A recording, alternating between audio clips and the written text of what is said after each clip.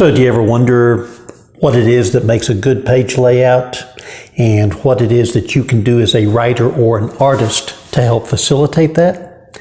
That's what we're going to talk about today. Hi, my name's Eagle. I'm the publisher and the line editor over at No Earth Comics. I'm also the artist on 2 series, and I'm the writer on a half dozen series.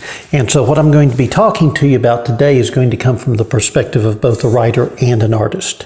It's also going to come to you from the perspective of an editor and a publisher. I get to wear all these hats, so I might as well make use of it when I am pointing out how to do things in a way that's going to make your comic, your story, more appealing.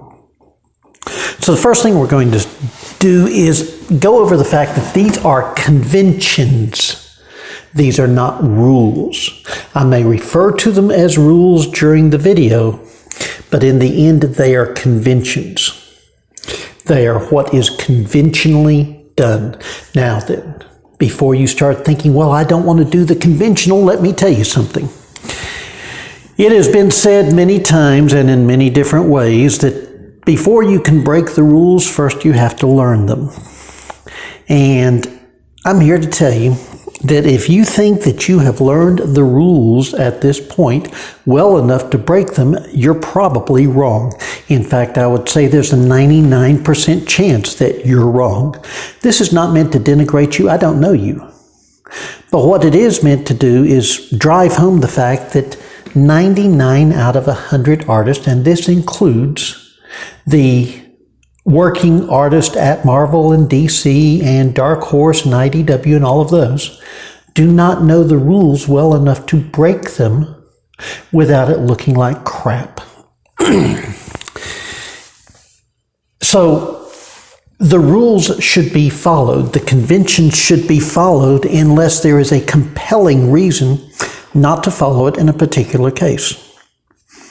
Now then, as an editor, I can tell you right now that if you come in with a script or a layout, a script if you're an artist, or a layout if you're a script if you're a writer, or a layout if you're an artist, and attempt to break one of these conventions, you're going to have to convince me why it's a good idea. You're going to have to be articulate about it. You're going to have to show me why it's a good idea. And I've got to tell you, I am going to be predisposed to not go with it. And that is because these conventions actually make sense. They actually produce a better story, they produce a better comic, they produce a better product. So, let's go ahead and get into this. The first thing that most writers and artists who are first starting out do not understand, and it's because they haven't visualized it clearly, is the purposes of the odd and even pages. So we're going to go into that first. Odd pages need to end with a page turner because that's the page on the right-hand side of the book. Page number 1 is on the right-hand side of the book, and it needs to end with a little mini cliffhanger, something to make you turn the page. Okay, this is something that is a marriage between the writing and the art. The writer puts in something and then the artist makes it look good. The purpose behind this is, as you're looking at this 1-page or 2-page spread that ends in an odd number page, you want the reader to want to know what happens next. So this involves a little mini cliffhanger. The master of this particular thing, and transitions, and we'll get into that in a moment, but the master of this is Peter David. Pick up one of Peter David's comics and take a good long look at it with a critical eye towards the way that he ends his odd pages, towards the way that he will start a line of dialogue on the bottom of the odd page that continues on the top of the even page when you turn the page, where he will tease the big splash page that's coming the next page. He does all sorts of things to make you turn the page, and he is the undisputed master of it. There is nobody in comics that does it more consistently or more entertainingly. So check out Peter David's writing for that reason, if no other. Now, personally, I think that he's one of the best writers in the business, but we'll go into that in another video. So the odd, even page idea is something that you have to visualize both as the writer and the artist when you're doing page layouts. This is something that is so important that I'm sitting here spending 5 minutes on it so that I can try and get it through to you, that you have to keep odd and even pages in mind. Odd pages are for scene ends. Odd pages are for transitions. Odd pages are for things that need to sink into the reader's mind. Even pages is when we do a scene switch. The transition may start on the odd page, but it ends on the even page. An even page is for establishing shots. There's an exception to that, and I'll get to that in a second. An even page is for splash pages. An even page is for reveals. An even page is for plot twists. An even page is for all of a sudden introducing a new character. An even page is for surprise. An even page is for shock. It's for awe. It's for all of the things that make the visual medium of comics so important. So this is what you reserve your even pages for. Your odd pages are for plot development. Your odd pages are for plot advancement. They're for character advancement. They're for all sorts of things. But at the end of that odd page has to come that little mini cliffhanger. So that's the first thing. The second thing is that panels. And once again, I am talking to writers, I am talking to artists, I'm talking to people who are creating comics because I want you to hear the fact that this is a collaborative medium. That the collaboration is what makes this important, and it's a collaboration primarily between the writer and the artist. So this is where the writer and the artist work well together, is in making these pages happen the way that they happen.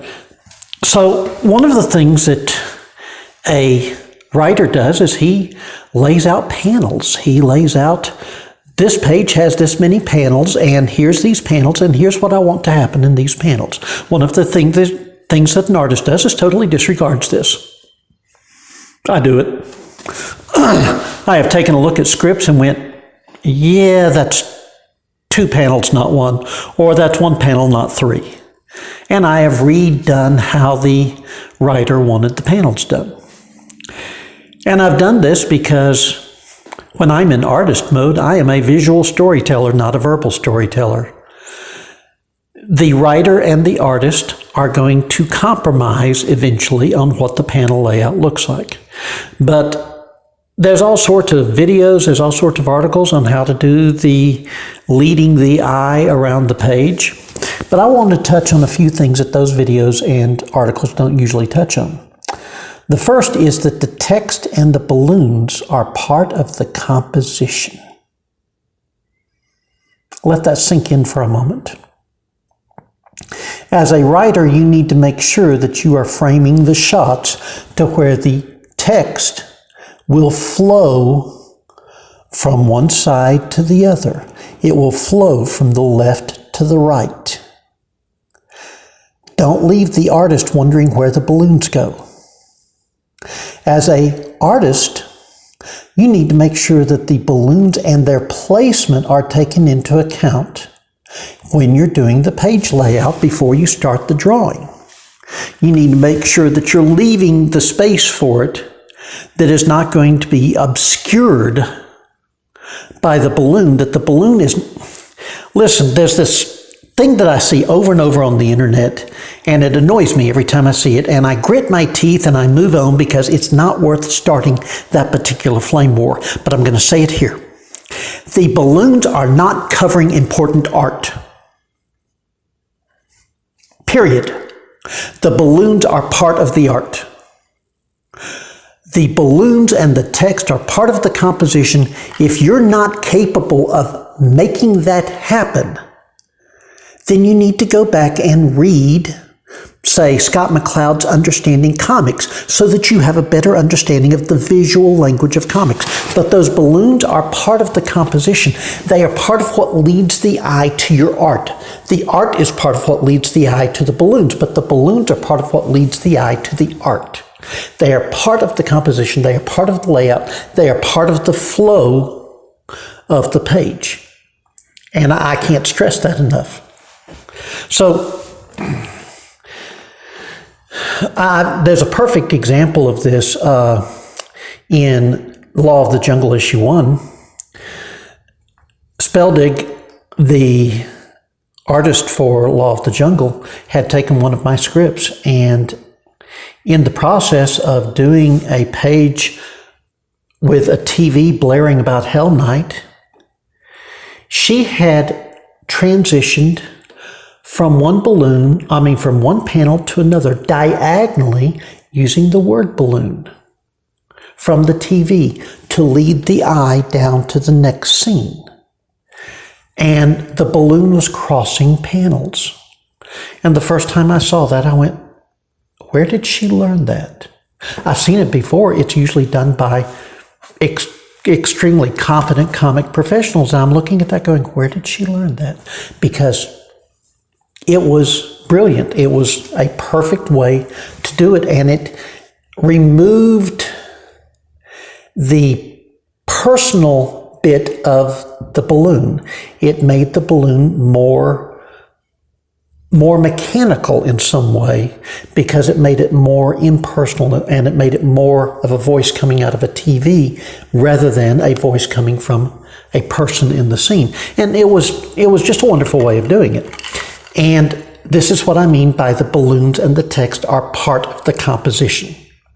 As a writer, you have to remember this. You have to visualize in your mind the way that the words are going to flow on the page. And as an artist, you're going to have to sit there when you do your thumbnails and lay out where the balloons are going to go.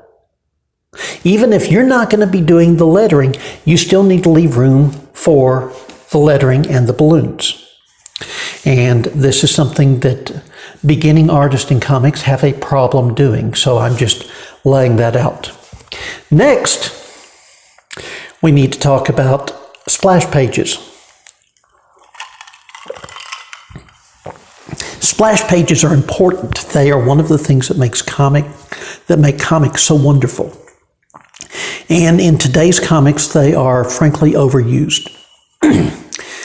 Putting a splash page on page 2 is reasonable. Putting a splash page on page 22 is reasonable. If you're going to put a third splash page in the book, there better be a very compelling reason to do that. And I mean very compelling. Even just a large full-page panel with another smaller panel or two on it is better than a splash page, because once you're into the story, you only have 22 pages to tell this story. So real estate is important. And taking up an entire page out of that 22 pages for a splash page requires a compelling reason. This is not something that you just do lightly. There has to be something dramatic. There has to be something that informs the reader in such a way, or sets the scene for the reader in such a way, or is part of a reveal that needs that much landscape in order to work. So when you're working with your script, when you're working with your layout, this is something to keep in mind, is that landscape is important. Now then, at No Earth, that obligatory or that extraneous splash page is not likely to make it through the editing process. So as an artist, you're not likely to have to worry about that. However, if you as an artist have looked at the 3 panels on this page and decide that you could do this as a splash page instead, I'm willing to listen. I'm sure the rest of the editorial board is willing to listen. But it needs to be something that really, really makes it worthwhile. Panel count. One of the problems with a lot of modern day comics is they're down to 3 or 4 panels a page. And this leaves you a lot of room for very pretty artwork, but there's no compensation. There's no trade-off. It's just more pretty artwork. And mind you, I love pretty artwork, but not when I'm paying $5 to $10 or $4 to $10 for a comic. I don't want lots of pretty artwork. What I want is artwork that tells a story. And one of the things that used to be very true was storytelling was very compressed back during the 40s all the way up into the 60s. And during the 70s, storytelling started becoming less compressed. And during the 90s, storytelling exploded. We went into what's called decompressed storytelling. I like decompressed storytelling. It used to be that you could cover 2 weeks of the story on the first page. And most of this was done by a couple of pictures and narration. It was really not the way a comic book should work. What it really was a prose novel with pictures taking out chunks of text.